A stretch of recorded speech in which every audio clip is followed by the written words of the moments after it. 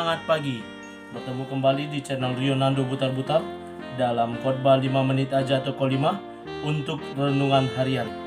Sebelum saya menyampaikan renungan pada hari ini, Bapak Ibu Saudara-saudara terkasih, izinkan saya Sintua Rionando Butar-Butar dengan istri saya Boru Purba dan anak saya Gilbert Wisdom Eprata Butar-Butar dan Deren Immanuel Butar-Butar mengucapkan selamat tahun baru untuk rekan-rekan YouTuber dan kepada semua keluarga besar Punguan yang saya ikuti, baik gereja, baik Punguan Marga, STM maupun keluarga besar saya.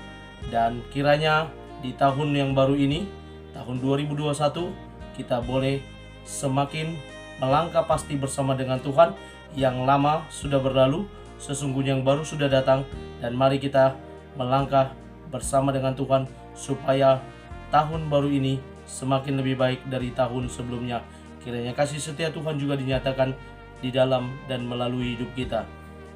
Ibu bapak saudara terkasih, dalam nama Tuhan kita Yesus, nas firman Tuhan, renungan pada kita hari ini saya ambil dari kitab 1 Raja-Raja pasal yang kedua ayat yang ketiga. Demikian kesaksian firman Tuhan.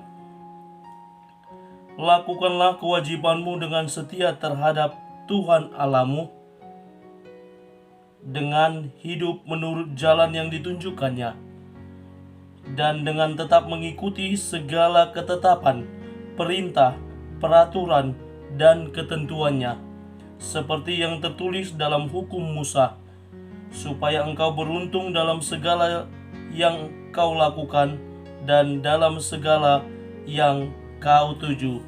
Kewajiban orang percaya, ibu bapak saudara terkasih, dalam nama Tuhan kita Yesus, berbicara tentang kewajiban, maka ada hak yang juga harus melekat di dalam diri seseorang. Orang pada umumnya, dan itu mungkin menjadi tabiat manusia, sedikit mengabaikan kewajiban, tetapi lebih banyak menonjolkan dan menuntut yang namanya hak. Hak saya sebagai warga negara, hak saya sebagai anak, hak saya sebagai karyawan, hak saya sebagai siapapun itu, maka yang lebih ditonjolkan dan dimajukan adalah haknya.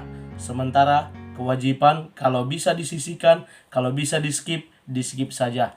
Hari ini kita boleh mendengar bagaimana pesan Raja Daud kepada anaknya Salomo, di mana ini adalah hari-hari terakhir di mana Daud sebelum dia meninggal, dia akan mewariskan tahta kerajaannya kepada anaknya Salomo. Maka Daud menyampaikan pesannya kepada Salomo. Apa pesan yang disampaikan oleh Raja Daud yang paling penting yang perlu diingat dan diketahui oleh Salomo? Kewajiban Salomo sebagai seorang raja yang muda yang akan memimpin sebuah bangsa yang besar, bangsa yang terkenal dengan ketegar dan tengkukannya. Dan ini yang perlu diingat oleh Salomo.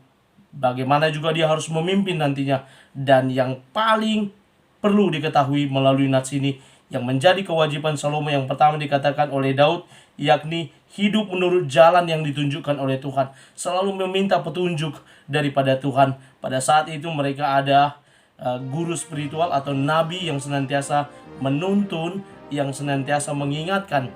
Pada zaman Daud, kita ingat dia diurapi oleh Nabi Samuel, dan pada masanya juga ada Nabi Nathan yang mengingatkan dia. Demikian pula Salomo nanti akan diingatkan oleh para nabi, oleh para imam, oleh guru-guru yang berpengalaman di bidangnya.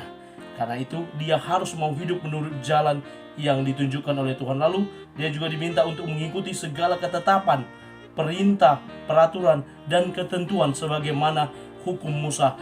Apapun yang diperintahkan sebagaimana hukum Musa, hendaknya bisa diikuti oleh Salomo. Dan kalau saat ini kita diingatkan bagaimana kita boleh hidup menurut firman Tuhan. Firman Tuhanlah yang menjadi pelita, yang menerangi jalan kita ketika gelap, yang menjadi tongkat bagi kita ketika berjalan di tempat yang licin, sehingga firman Tuhan itu nyata senantiasa menerangi hidup kita. Karena itu ibu bapak saudara terkasih, seperti apa yang telah dipesankan oleh Raja Daud kepada Salomo ini, pesan ini juga sampai kepada kita. Ketika Salomo boleh mengikuti segala ketentuan, ketetapan, dan perintah yang disampaikan oleh ayahnya Raja Daud, dan benar dia berhasil beruntung dalam segala jalannya. Kita tahu Israel Raya ada di tangan Salomo. Demikian pula kita sebagai orang percaya saat ini, di renungan tahun baru ini boleh mengingat kita, firman Tuhan boleh kita jadikan pegangan, boleh menjadi patron bagi kita untuk kita boleh melangkah pasti dalam sepanjang tahun 2021 ini. Selamat memulai hari, di hari yang baru, di tahun yang baru, di bulan yang baru ini, untuk semakin lebih baik lagi berjalan dan melangkah pasti bersama dengan Tuhan. Selamat beraktivitas, Tuhan Yesus memberkati. Shalom.